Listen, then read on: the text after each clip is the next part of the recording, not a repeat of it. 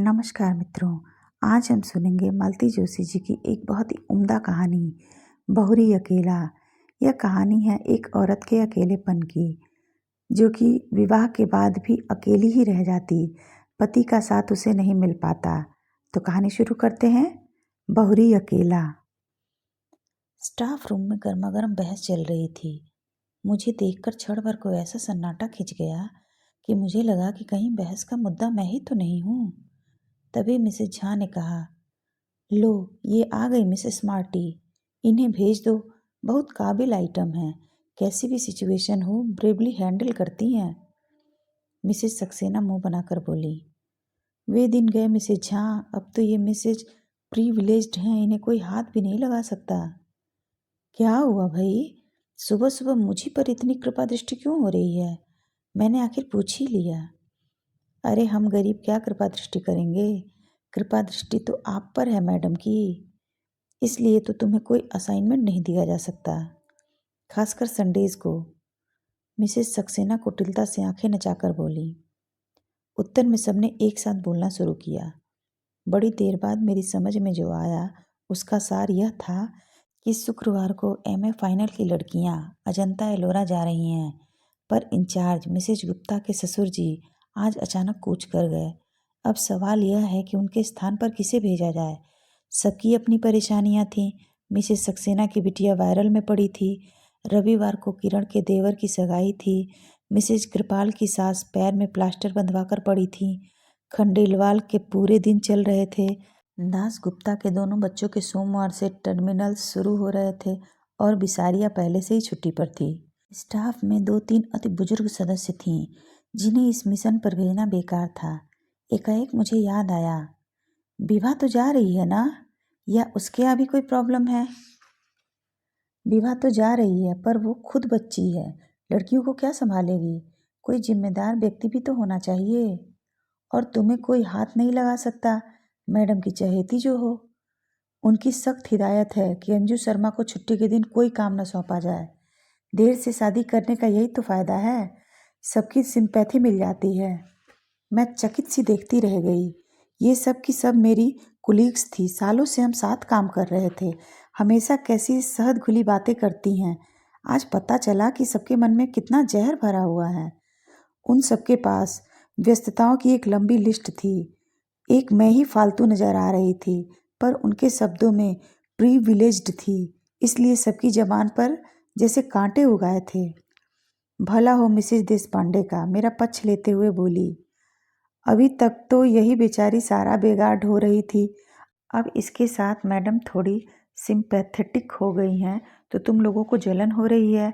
अरे यह तो सोचो कि इतनी देर से उसने शादी की है, पति भी साथ नहीं रहते, एक छुट्टी के दिन ही मेल मुलाकात हो पाती है, वह भी तुम लोगों से देखी नहीं जाती।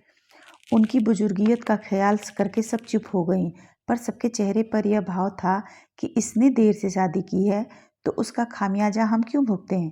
मिसेस सक्सेना से तो आखिर रहा नहीं गया, बोली, आंटी अब साल भर तो हो गया है, इतना तो कोई नई नवेली बहू को भी नहीं सहेजता। मेरा तो जैसे खून ही खौल गया। आप लोग यही चाहती हैं कि इस बार मैं लड़कियों के साथ जाऊं तो चली जाऊंगी, इसके लिए इतने ताने उलाहनों की क्या ज़रूरत है? और मिस्टर हबी, उनका क्या होगा? उसकी चिंता आपको क्यों हो रही है? That is my problem. उसी तैस में मैडम के कमरे में चली गई और कह दिया कि मिसेज गुप्ता के न आने से कोई परेशानी हो रही हो तो मैं तैयार हूँ। वे कुछ देर तक मुझे देखती रहीं, फिर बोली, it is very sporting of you. दरअसल मैं तुम्हें बुलाने का सोच ही रही थी, अकेली विवाह पर तो भरोसा नहीं किया जा सकता ना। तो आप इतना संकोच क्यों करती हैं ma'am? You are the boss, आप जिसे कहेंगी उसे जाना ही पड़ेगा। आप नहीं जानती आपके इस सौजन्य का लोग कितना गलत अर्थ निकालते हैं। आई डोंट केयर, मैं तो सिर्फ शर्मा जी के बारे में सोच रही थी। मैं 4-5 बार उन्हें बतला चुकी हूँ कि वे मिस्टर कश्यप हैं, शर्मा नहीं, पर उन्हें याद ही नहीं रहता। अब तो मैंने टोकना भी छोड़ दिया है, इसलिए उनके सुर में सुर मिलाकर कहा, आप शर्मा जी की चिंता ना करें, मैं उन्हें फ़ोन कर दूंगी, वे भी सरकारी नौकर हैं, ड्यूटी का मतलब समझते हैं। Okay, and good luck to you. घर लौटते समय बहुत हल्का महसूस कर रही थी। मेरे प्रस्ताव के बाद मैडम के चेहरे पर जो राहत के भाव उभरे थे उनसे बड़ी संतुष्टि मिली थी, पर ईमानदारी की बात यह थी कि उनसे भी ज़्यादा राहत का एहसास मुझे हो रहा था। पिछले 2 हफ्ते श्रीमान जी नहीं आए थे। आखिरी बार जिस मूड में यहाँ आए थे, लगता था इस बार भी नहीं आएंगे। 2 रविवार लगातार मैं पड़ोसियों की प्यार भरी पूछताछ से तंग आ गई थी। इस हफ्ते फिर वही सब दोहराना संकट लग रहा था। शायद इसलिए आगे बढ़कर मैंने यह जिम्मेदारी ले ली थी। मुझे एक बहाना चाहिए था, सो मिल गया। कभी कभी लगता है मैंने नाहक शादी की। जिंदगी अच्छी भली गुजर रही थी, न कोई टेंशन था न पछतावा। बस एक शादी की चिंता थी जो मुझसे ज़्यादा मेरे भाइयों को खाए जा रही थी। अपनी भरी पूरी गृहस्थियों के बीच बेचारे एक अपराध बोध के साथ जी रहे थे। बड़े भैया की पिंकी के बीए कर लेने के बाद तो सबके सब जैसे व्यग्र हो उठे थे। कम से कम उसकी शादी से पहले मेरी शादी हो जाना लाजमी था। सो श्रीमान जी को घेरा गया। 10 और 12 साल के 2 बच्चों के बाप से शादी करना मेरे लिए कतई रोमांचक नहीं था, पर भाई आश्वस्त थे कि मुझे अपना एक घर मिल गया है। पर उस घर से जुड़ कहाँ पाई, किसी ने मौका ही नहीं दिया। शादी के बाद 4-5 दिन रही थी। बाद में दीपावली पर लक्ष्मी पूजन के लिए गई थी बस। छुट्टियों में वे मुझे 1 आध महीना घुमाने ले गए थे। 1 महीना मुझे भाइयों के पास रहने के लिए कह दिया था। भाइयों के पास तो हर छुट्टी में जाती थी, पर इस बार का अनुभव नया था। पीहर आई बहन बेटी का स्वागत सत्कार, लाड दुलार पहली बार ही पाया था। शादी के बाद भी मैं तो उसी घर में बनी रही, पर हाँ, मिस्टर कश्यप को जरूर एक अतिरिक्त घर मिल गया था। उनकी सारी छुट्टियां यहीं गुजरती। केंद्र सरकार की नौकरी थी। शनिवार रविवार छुट्टी होती। वे भोपाल से शुक्रवार को इंटरसिटी से आते और सोमवार की सुबह उसी ट्रेन से लौट जाते। साल भर से मेरा दाम्पत्य जीवन इसी साप्ताहिक तर्ज पर चल रहा था। उस रविवार की रात को भी वे घड़ी में अलार्म भर रहे थे कि मैंने कहा, सुबह चले जाएंगे। जाना तो पड़ेगा ही, कल सोमवार है। भूल गई क्या? सोमवार को कैसे भूल सकती हूँ, मुझे भी तो कॉलेज जाना है। पर मुझे भी कुछ याद आ रहा है। क्या? कल शाम मैंने कुछ लोगों को खाने पर बुला लिया था। कल क्यों, आज ही बुला लेती ना। यूं ही बुलाना अच्छा नहीं लगता, कोई मौका भी तो हो। तो कल क्या है? आपकी याददाश्त तो इतनी अच्छी है, आपको यहाँ बैठकर भी अपने बच्चों के ही नहीं, भांजे भतीजों मामा मौसियों के जन्मदिन याद आ जाते हैं। कल तुम्हारा जन्मदिन है? नहीं, मेरा जन्मदिन तो कब का आकर चला गया। जिन्हें याद था उन्होंने भी मना लिया। आपके लिए मुझे 100 बहाने गढ़ने पड़े। एक साड़ी अपनी ओर से खरीदकर आपके उपहार के तौर पर पेश करनी पड़ी। मेरा जन्मदिन आपको याद नहीं रहा, कोई बात नहीं, पर कल की तारीख तो आपको याद रखनी चाहिए, या कि उसका भी आपके निकट कोई महत्व नहीं। न चाहते हुए भी मेरी आवाज़ थोड़ी तल्ख हो गई थी। उन्होंने कैलेंडर की ओर नज़र डाली। ओह, कल 11 नवंबर है, मतलब अपनी शादी को 1 साल पूरा हो गया। धन्य भाग, आपको याद तो आया, पर आपने इस तरह मुंह क्यों लटका लिया? मैंने रुकने के लिए कहा जरूर है, पर कोई प्रॉब्लम हो तो रहने दीजिए। सेलिब्रेशन का मूड अगर है तो मैं साथ चली चलती हूँ, नहीं तो उसकी भी कोई ज़रूरत नहीं। तुम चलना चाहो तो ज़रूर चलो, उन्होंने कहा, पर स्वर में कोई आग्रह नहीं था। सेलिब्रेशन का तो ऐसा है कि बच्चों की परीक्षाएं चल रही हैं। मंगलवार को रौनक का गणित का पेपर है, इसलिए मेरा कल जाना ज़रूरी है। सेलिब्रेशन से मेरा मतलब किसी पार्टी से नहीं था। हम सब मिलकर बाहर खाना खा सकते थे या एक आध पिक्चर देख सकते थे। बच्चों की परीक्षाएं चल रही हैं तो कोई बात नहीं, हम लोग दिन भर साथ ही रह लेते। यह प्रस्ताव आपकी ओर से आता तो मैं उतने ही में खुश हो जाती, पर आपको तो याद ही नहीं था। आपको अम्मा जी के ठाकुर जी तक की याद रहती है। पिछली रामनवमी और जन्माष्टमी पर श्रृंगार का सारा सामान आप यहीं से ले गए थे। बस आपको मेरा जन्मदिन या अपनी शादी की सालगिरह याद नहीं रही। बार बार बच्चों का अम्मा का ताना क्यों दे रही हो? वे लोग मेरी जिम्मेदारी हैं, और मैं क्या हूँ? सिर्फ ज़रूरत। कैसी ज़रूरत, यह भी बताना पड़ेगा। कुछ देर कमरे में भीषण स्तब्धता छाई रही। फिर मैंने ही कहा, आप बच्चों के सामने एक आदर्श पिता बने रहना चाहते हैं, इसलिए मुझे तरजीह नहीं देते, जानती हूँ। इसलिए आज तक आपने मेरे स्थानांतरण के लिए प्रयत्न नहीं किया। आश्चर्य तो यह है कि अम्मा जी ने भी कभी इसके लिए जोर नहीं दिया। Please leave my mother alone. मैं कोई उन्हें गाली थोड़े ही दे रही हूँ, एक बात कह रही हूँ। कोई भावुक महिला होती तो कहती, बहू अब तुम आकर जल्दी से अपना घर बार संभालो और मुझे छुट्टी दो। पर वे बड़ी प्रैक्टिकल हैं, उन्हें यही व्यवस्था रास आ गई है। घर उनका एक छत्र शासन में भी बना रहता है और बेटे को कोई परेशानी भी नहीं होती। वह आदर्श बेटा बना रहता है, आदर्श पिता बना रहता है और उसकी साप्ताहिक आनंद यात्रा भी निर्विघ्न चलती रहती है। आनंद यात्रा? वाह! तुम क्या सोचती हो, तुम कोई हुस्न परी हो जिसके लिए मैं दीवानावार चला आता हूँ? ठक! लगा जैसे किसी ने कलेजे पर एक घूंसा जड़ दिया हो। बड़ी मुश्किल से मैं उस पीड़ा को जब्त कर पाई।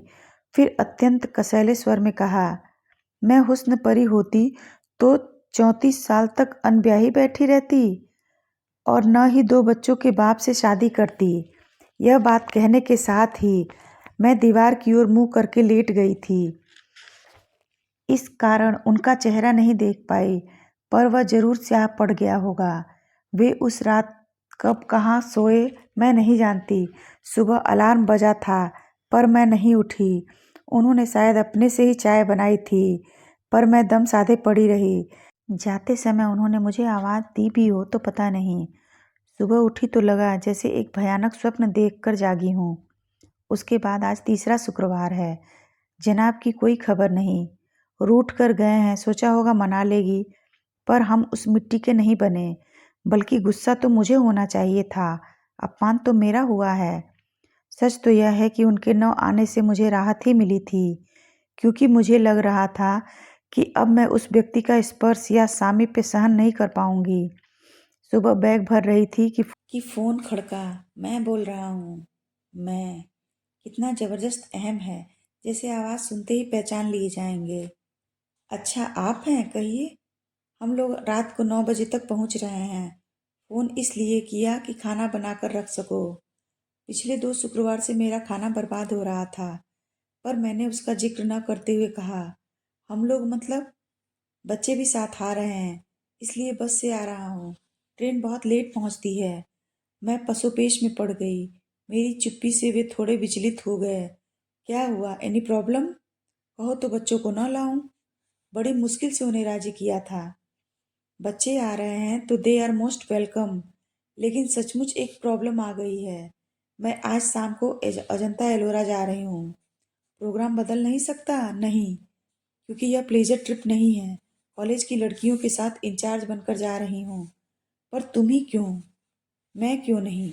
पिछले साल भर से तो मुझसे कोई काम नहीं लिया गया। मेरे सारे संडेज फ्री रखे। कॉलेज में इतनी परीक्षाएं होती रहीं, पर कभी इनविजिलेशन की भी ड्यूटी नहीं दी। पर किसी की सहृदयता का इतना ज़्यादा फायदा उठाना अच्छा थोड़े ही लगता है। आखिर यह मेरी नौकरी है। इस बार उधर चुप्पी छाई रही। फिर 2 हफ्ते से आप आए नहीं थे, तो मैंने सोचा इस बार भी नहीं आएंगे। मैं 2 हफ्तों से नहीं आया तो तुमने कोई खोज खबर भी नहीं ली। एक बार फोन ही कर लेती। कारण मुझे मालूम था, इसलिए फोन नहीं किया। मैं बीमार भी तो हो सकता था। बीमार होते तो आप ही मुझे फोन करते। आप तो नाराज थे। मैं तो आज भी आपको एक्सपेक्ट नहीं कर रही थी। शायद अम्मा जी ने। हर बार अम्मा को बीच में क्यों ले आती हो? बहुत श्रद्धालु अंतकरण से कह रही हूँ कि शायद अम्मा जी ने ही समझाया होगा कि कमाऊ बीबी से बनाकर चलना चाहिए। उधर से फ़ोन पटकने की आवाज़ आई। मैंने भी परवाह नहीं की। अगर आप कड़वी बात कहते हो तो सुनने का भी हौसला रखो। जब सुन नहीं सकते तो कहते क्यों हो? कॉलेज से लौटते हुए अचानक ख्याल आया कि सफ़र के लिए कुछ ज़रूरी चीज़ें ले लूँ। घर की ओर मुड़ने की बजाय मैं बाजार की ओर मुड़ गई। वह शायद मेरी होनी ही थी जिसने मुझे इस बात के लिए प्रेरित किया था, क्योंकि उस ओर मुड़ते ही एक स्कूटर बस मेरे सामने आ गई। उसे बचाने के लिए मैं सड़क के इतने किनारे चली गई कि गिर ही पड़ी। क्षण भर को आंखों के सामने अंधेरा छा गया। पल भर में वहां भीड़ जुट गई। 4 सहृदय लोगों ने मुझे स्कूटर के नीचे से निकाला और पास के अस्पताल में पहुंचाया। मैं तुरंत एक फ़ोन पड़ोस में किया और कॉलेज में नीतू और उसकी मम्मी फ़ौरन दौड़कर चली आई और पूरे समय मेरे साथ बनी रही। कॉलेज में फ़ोन करने का मेरा उद्देश्य सिर्फ यह था कि वे लोग मेरे भरोसे न रहे, पर खबर मिलते ही प्रिंसिपल मैडम भी 2-3 लोगों के साथ आ गईं और जाते समय अपनी कार वहीं छोड़ गईं।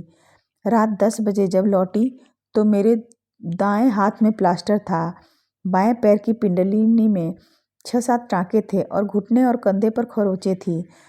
सौभाग्य से सिर पर कोई चोट नहीं थी, पर वह बेतरह घूम रहा था।